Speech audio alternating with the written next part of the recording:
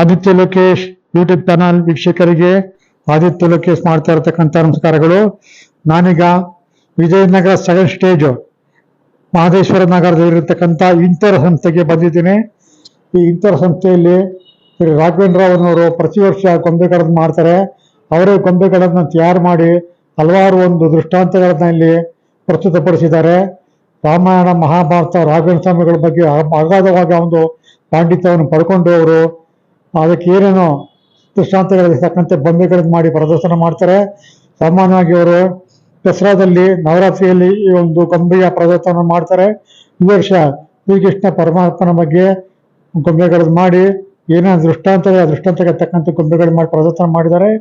ಅವರು ಇವತ್ತು ನಮ್ಮ ಜೊತೆ ಇದ್ದಾರೆ. ಅವರು ಎಲ್ಲವನ್ನು ನಮಗೆ ವಿವರಿಸ್ಕೊಡ್ತಾರೆ. ಗೊಂಬೆಗಳನ್ನ ಯಾವ ರೀತಿ ಮಾಡ್ತೀವಿ, ಅದಕ್ಕೆ ವಸ್ತ್ರಗಳನ್ನ ಹೇಗೆ ಮಾಡ್ತಾರೆ, ಆಭರಣಗಳು ಹೇಗೆ ಮಾಡ್ತಾರೆ, ಮತ್ತು ಈ ಕೃಷ್ಣಾವತಾರದಲ್ಲಿ ಏನೇನೋ ಒಂದು ದೃಷ್ಟಾಂತಗಳನ್ನ ಅವರಲ್ಲಿ ಪ್ರಸ್ತುತಪಡಿಸಿದ ಎಲ್ಲ ತಿಳಿಸ್ಕೊಡ್ತಾರೆ. ಬನ್ನಿ ತಾವನ್ನ ಭೇಟಿ ಮಾಡೋಣ. ಸರ್ ನಮಸ್ಕಾರ. ನಮಸ್ಕಾರ. ನಮ್ಮ ಆದಿತ್ಯ ಲೋಕಿ ಯೂಟ್ಯೂಬ್ ಚಾನಲ್ ಪರವಾಗಿ ತಮಗೆ ಸುಸ್ವಾಗತ.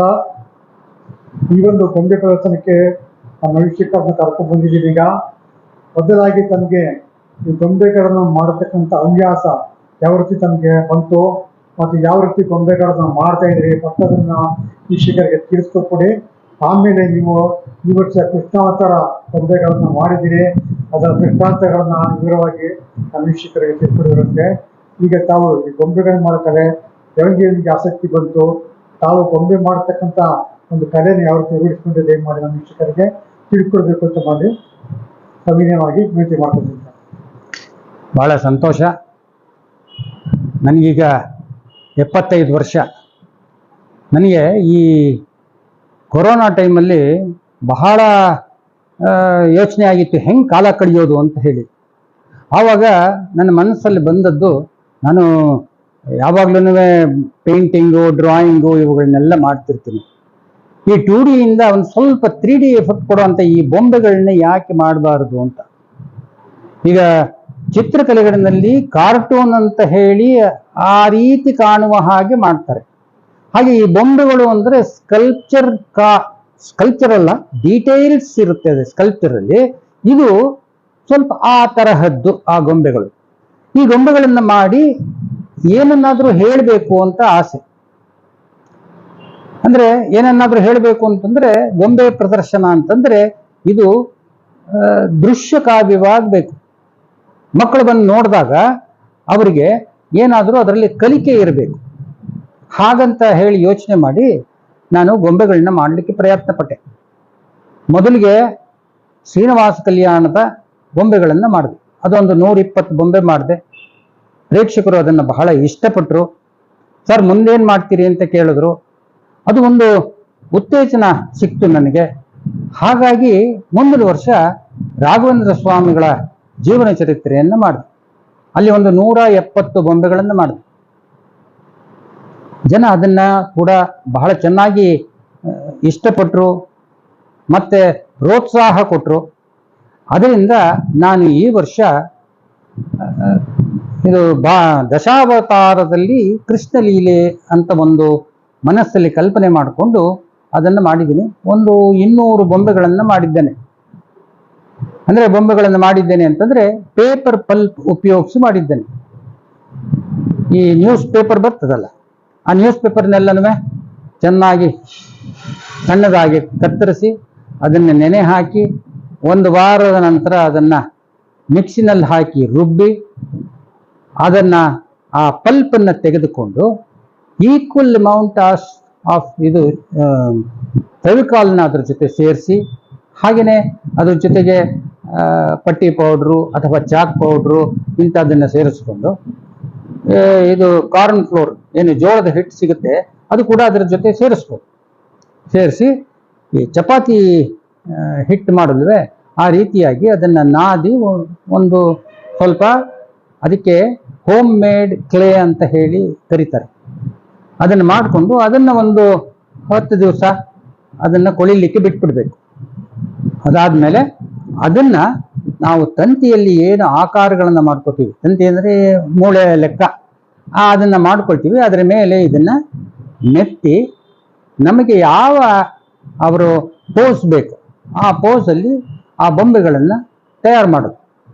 ಇದಾದ್ಮೇಲೆ ಅದಕ್ಕೆ ಎಮರಿ ಪೇಪರ್ ತಗೊಂಡು ಸ್ಯಾಂಡಿಂಗ್ ಮಾಡಬೇಕು, ಅದಕ್ಕೆ ಪ್ರೈಮರ್ ಹಚ್ಚಬೇಕು, ನಂತರ ಅದಕ್ಕೆ ಪೇಂಟ್ ಮಾಡಬೇಕು, ಕಣ್ಣು ಮೂಗು ಇತ್ಯಾದಿಗಳನ್ನು ಅದಕ್ಕೆ ಬರಿಬೇಕು ಚೆನ್ನಾಗಿ.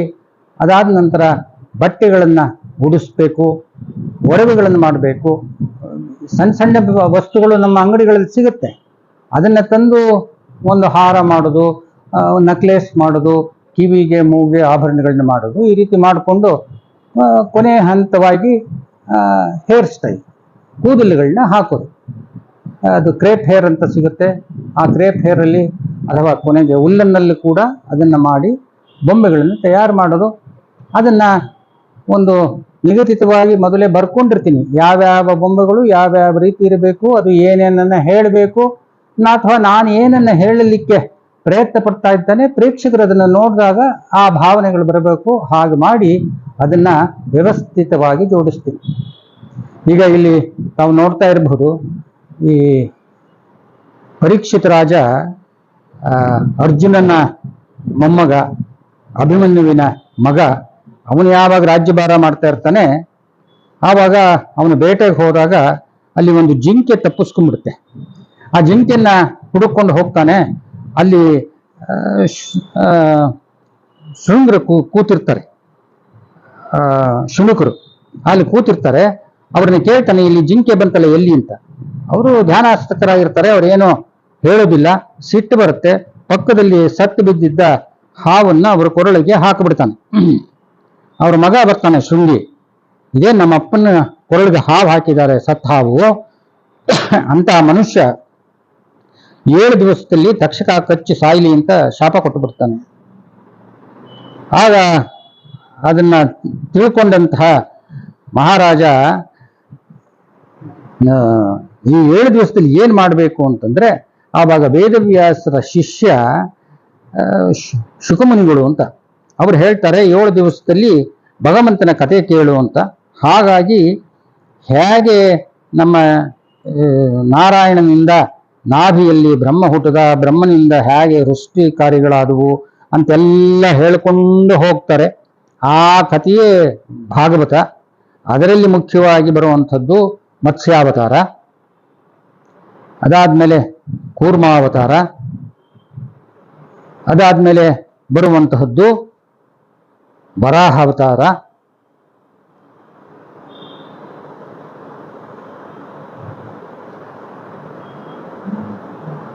ಅಲ್ಲಿ ಹಿರಣ್ಯಾಕ್ಷನ್ನ ಕೊಂದು ಭೂಮಿಯನ್ನ ಭೂತಾಯಿಗೆ ಕೊಡ್ತಾನೆ. ವಾಮನಾವತಾರದಲ್ಲಿ ಬಲಿಚಕ್ರವರ್ತಿ ಮಾಡ್ತಾ ಇರೋ 100ನೇ ಯಾಗದಲ್ಲಿ ತಾನು ಹೋಗಿ 3 ಹೆಜ್ಜೆ ಜಾಗವನ್ನ ಕೇಳಿ ಬಲಿಚಕ್ರವರ್ತಿಯನ್ನ ಭೂಮಿಯಲ್ಲಿ ತಳ್ಳಿಬಿಡ್ತಾನೆ. ಅದಾದ ನಂತರ ಹಿರಣ್ಯಕಶಿಪು ತನ್ನ ಮಗನ ಆ ನಾರಾಯಣ ಭಕ್ತಿಯನ್ನ ನೋಡಿ ತಡೀಲಾರ್ದೆ ಕೇಳ್ತಾನೆ, ನಿನ್ನ ದೇವರು ಎಲ್ಲೆಲ್ಲೂ ಇದಾನೆ, ಕಂಬದಲ್ಲಿ ಇದಾನೆ. ಆ ಕಂಬಕ್ಕೆ ಹೊಡಿತಾನೆ. ಪರಮಾತ್ಮ ನರಸಿಂಹರೂಪಿ ಬರ್ತಾನೆ. ಅವನನ್ನ ಹೊಸಲ ಮೇಲೆ ತನ್ನ ತೊಡೆಯ ಮೇಲೆ ಕೂಡಿಸ್ಕೊಂಡು ತನ್ನ ಉಗುರುಗಳಿಂದ ಅವನನ್ನ ಸಂಹಾರ ಮಾಡ್ತಾನೆ. ಪ್ರಹ್ಲಾದರಿಗೆ ಆಶೀರ್ವಾದ ಮಾಡಿ ಅವರಿಗೆ ಪಟ್ಟ ಕಟ್ತಾನೆ. ಅದಾದ ನಂತರ ಬರೋ ಅವತಾರ ಪರಶುರಾಮ ಅವತಾರ. ಜಮದಗ್ನಿಗಳು ಹೇಳ್ತಾರೆ, ನಿನ್ನ ತಾಯಿ ಮನಸ್ಸಲ್ಲಿ ಒಂದು ವಿಚಲಿತ ಮನಸ್ಸಿದೆ, ಹಾಗಾಗಿ ಅವಳನ್ನ ಸಾಯಿಸು ಅಂತ. ಅವರ ಅಣ್ಣಂದ್ರ ಸಾಯಿಸಲ್ಲ, ಪರಶುರಾಮರು ಒಂದೇ ಏಟಿಗೆ ತಾಯಿಯ ಕತ್ತನ್ನ ಕಡಿದು ಬಿಡ್ತಾರೆ. ಪಿತೃ ವಾಕ್ಯ ಪರಿಪಾಲಕ ಅವನು. ಆವಾಗ ಕೇಳ್ತಾರೆ, ಭಲೆ ಮಗ್ನೆ ಏನ್ ಬೇಕು ಕೇಳು ಅಂತ. ತಾಯಿ ಬೇಕು, ಅಣ್ಣಂದ್ರೆ ಬೇಕು ಅಂತ ಹೇಳ್ತಾನೆ. ಹಾಗೆ ಅವರನ್ನ ಮತ್ತೆ ಪಡಿತಾನೆ. ಕಾರ್ತಿವೀರ್ಯಾರ್ಜುನ ಅವರಲ್ಲಿ ಇರೋ ನಂದಿನಿ ಹಸುವನ್ನ ಕದ್ಕೊಂಡು ಹೋಗ್ತಾನೆ. ಅವಾಗ ಅವರು ಕೆಳಗಡೆ ಬಿದ್ದಿರ್ತಾರೆ. ಪರಶುರಾಮರಿಗೆ ಹೇಳ್ತಾರೆ, ನೋಡಿ ಹೀಗಾಯ್ತು ಅಂತ. ಆಗ ಪರಶುರಾಮರು ಕಾರ್ತಿವೀರ್ಯಾರ್ಜುನನ್ನ ಸಾಯಿಸಿ 21 ಪ್ರದಕ್ಷಿಣೆ ಮಾಡ್ತಾರೆ ಭೂಮಿನ. ಎಲ್ಲ ಕ್ಷತ್ರಿಯರನ್ನ ಕೊಲ್ತಾರೆ ಅಂತ ಪ್ರತೀತಿ. ಅದಾದ್ಮೇಲೆ ದಶರಥ ಮಹಾರಾಜನ್ ಮಾತ್ರ ಅವನು ಯಾವಾಗಲೂ ಕಂಕಣಬದ್ಧನಾದ್ರಿಂದ ಅವನ್ನ ಸಾಯಿಸಕ್ಕಾಗಲ್ಲ. ಅವನಿಗೆ ಪುತ್ರ ಕಾಮೇಷ್ಟಿ ಯಾಗದಲ್ಲಿ ರಾಮದೇವರ ಹುಟ್ಟುತ್ತಾರೆ. ಅವರು ಶಿವಧನಸ್ಸನ್ನು ಮುರಿದು ಸೀತಾ ಕಲ್ಯಾಣ ಮಾಡ್ಕೊಳ್ತಾರೆ. ಅದಾದ್ಮೇಲೆ ಅವರು ವನವಾಸದಲ್ಲಿರ್ಬೇಕಾದ್ರೆ ಸೀತೆ ಆ ಮಾಯಾಮೃಗವನ್ನು ಇಷ್ಟಪಡ್ತಾಳೆ. ಅವರು ಅದನ್ನು ಬೇಟೆಯಾಡಲಿಕ್ಕೆ ಹೋದಾಗ ಆ ಲಕ್ಷ್ಮಣ ರೇಖೆಯನ್ನು ದಾಟಿ ಸೀತಾಮಾತೆ ರಾವಣನಿಗೆ ಭಿಕ್ಷೆ ಹಾಕುವಾಗ ರಾವಣ ಅವಳನ್ನ ಎತ್ಕೊಂಡು ಹೋಗ್ತಾನೆ. ಸೀತಾನ್ವೇಷಣೆಗೆ ಹೋದಾಗ ಹನುಮಂತ ಮತ್ತೆ ಸುಗ್ರೀವರ ಸಖ್ಯ ಆಗುತ್ತೆ. ಅವರ ಕಷ್ಟವನ್ನು ತಿಳಿದು ವಾಲಿಯ ಸಂಹಾರ ಮಾಡ್ತಾರೆ. ಅದಾದ್ಮೇಲೆ ಅಲ್ಲಿಂದ ಲಂಕಾಪುರಿಗೆ ಹೋಗಿ ರಾವಣನ ಸಂಹಾರ ಆಗುತ್ತೆ. ಇದು ಇಲ್ಲಿಯವರೆಗೆ 7 ಅವತಾರಗಳನ್ನು ನೀವು ನೋಡಿದ್ದೀರಿ. 8ನೇ ಅವತಾರವಾದ ಕೃಷ್ಣಾವತಾರ, ಅಲ್ಲಿ ಕಂಸ ತನ್ನ ತಂಗಿ ಮತ್ತೆ ಭಾವನ ಮದುವೆ ಆದ ನಂತರ ರಥದಲ್ಲಿ ಕರ್ಕೊಂಡು ಹೋಗ್ತಾ ಇದ್ದಾನೆ. ಆಗ ಅಶರೀರವಾಣಿಯಾಗುತ್ತೆ. ದೇವಿಕಿ ಗರ್ಭದ 8ನೇ ಮಗು ನಿನ್ನನ್ನು ಹತ್ಯೆ ಮಾಡುತ್ತೆ ಅಂತ ಹೇಳಿ, ಹಾಗಾದ್ರೆ ಅವಳೇ ಉಳಿಸಲ್ಲ ಅಂತ ಹೇಳಿ ಅವಳನ್ನ ಕತ್ತರಿಸಕ್ಕೆ ಹೋಗ್ತಾನೆ. ಆವಾಗ ವಸುದೇವ ಹೇಳ್ತಾನೆ, ಬೇಡ, ಹುಟ್ಟಿದ ಮಕ್ಕಳೆಲ್ಲ ನಿಂಗೆ ಕೊಟ್ಬಿಡ್ತೀವಿ ಅಂತ. ಹಾಗಾಗಿ ಅವ್ರನ್ನ ಕಾರಾಗೃಹದಲ್ಲಿ ಇಡ್ತಾನೆ. ಕಾರಾಗೃಹದಲ್ಲಿ ಅವಳಿಗೆ 6 ಮಕ್ಕಳಾದಾಗ್ಲೂ ಕಂಸ ಆ ಮಕ್ಕಳನ್ನ ಎತ್ತಿ ಬಂಡೆಗೆ ಹೊಡೆದು ಸಾಯಿಸ್ತಾನೆ. 7ನೇ ಮಗು ಗರ್ಭಪಾತವಾಗತ್ತೆ ಅಂತ ತಿಳ್ಕೊಳ್ತಾನೆ. ಯಾಕೆಂದರೆ ಅದು ರೋಹಿಣಿಯ ಗರ್ಭಕ್ಕೆ ಹೊರಟು ಹೋಗುತ್ತೆ. ಹಾಗಾಗಿ 8ನೇ ಅವತಾರವೇ ಕೃಷ್ಣಾವತಾರ. ವಿಷ್ಣು ಬಂದು ಹೇಳ್ತಾನೆ, ನಾನು ನಿನ್ನಲ್ಲಿ ಅವತಾರ ಮಾಡಿದ್ದೇನೆ, ನನ್ನನ್ನು ಗೋಕುಲದಲ್ಲಿ ಕರ್ಕೊಂಡೋಗಿ ಇಟ್ಬಿಡು ಅಂತ. ಹಾಗಾಗಿ ವಸುದೇವರು ಅವನ್ನ ಬುಟ್ಟಿಲನ್ನು ಮಲಗಿಸ್ಕೊಂಡು ಯಮುನಾ ನದಿಯನ್ನು ದಾಟ್ತಾರೆ. ಮಳೆ ಬರ್ತಿರುತ್ತೆ.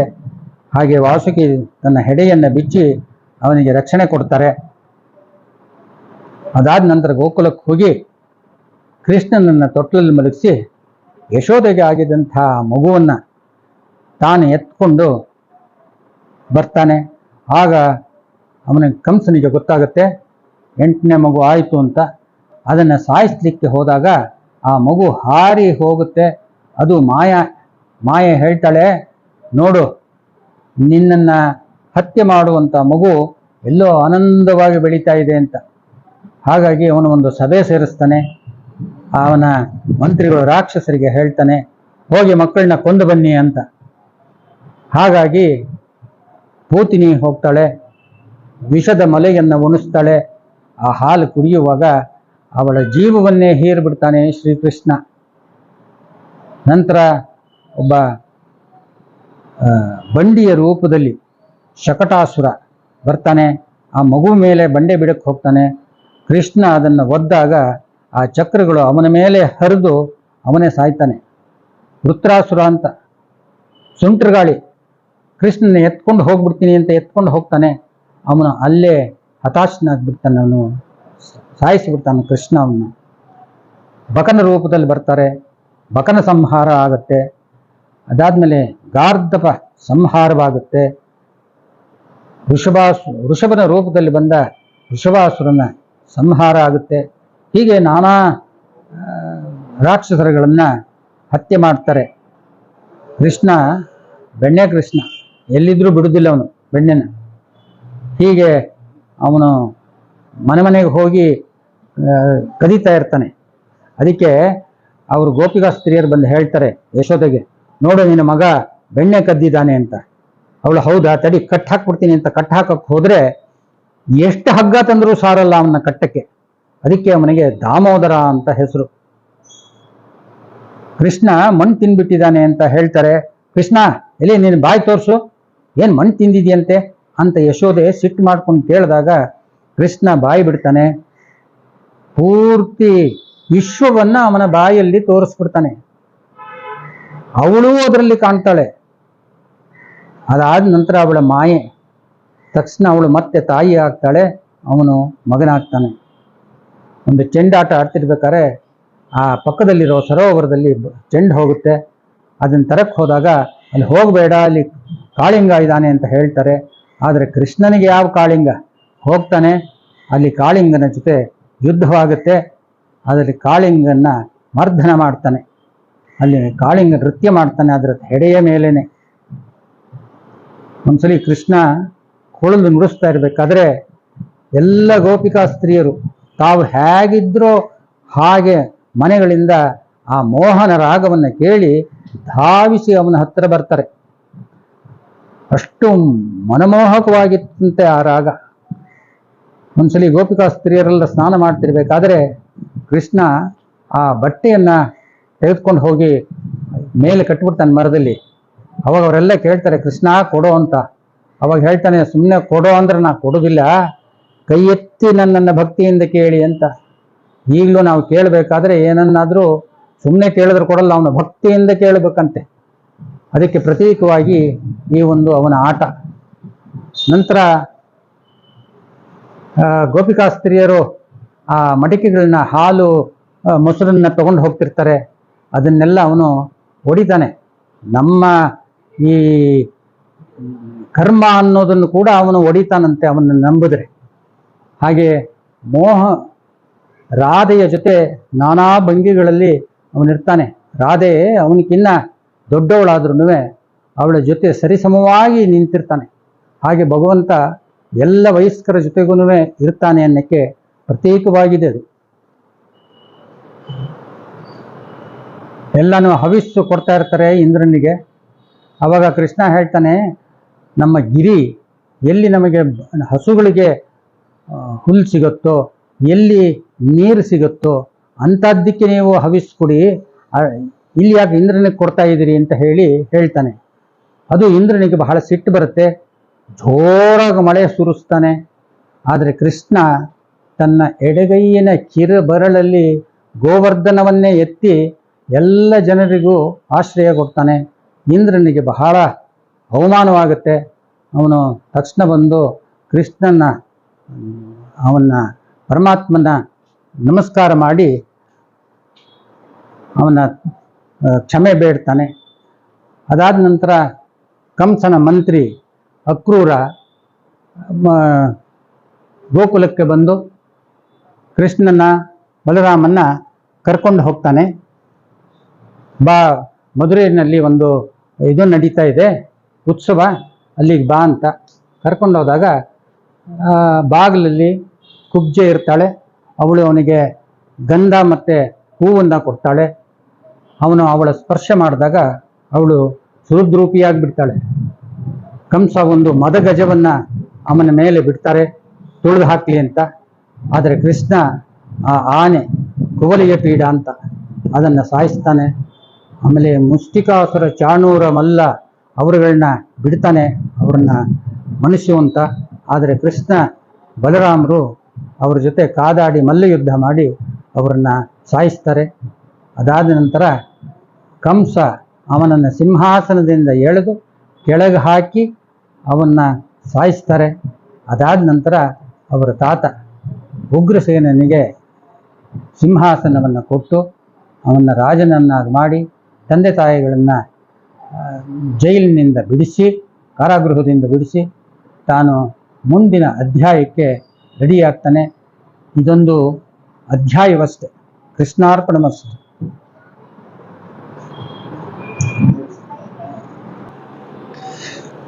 ನೋಡಿದ ವೀಕ್ಷಕರೇ, ಶ್ರೀ ರಾಘವೇಂದ್ರ ಅವರವರು ಕೃಷ್ಣಾವತಾರದ ಒಂದು ದೃಷ್ಟಾಂತವನ್ನ ನಾನು ಹುಟ್ಟಿದಾಗಿಂದ ಸುಮಾರು ಬಲರಾಮ ಜೊತೆ ಯುದ್ಧ ಮಾಡಿದಾಗ ಏನು ದೃಷ್ಟಾಂತ ನಡೆದಿದೆ ಅದರ ಡೀಟೇಲ್ ಆಗಿ ವಿವರಿಸಿದ್ದಾರೆ ಮತ್ತು ಗೊಂಬೆಗಳ ಸಹಿತವಾಗಿ ದೃಶ್ಯಕಾರ್ಯವನ್ನು ತಮ್ಮ ಮುಂದೆ ಬಿಚ್ಚಿಟ್ಟಿದ್ದಾರೆ.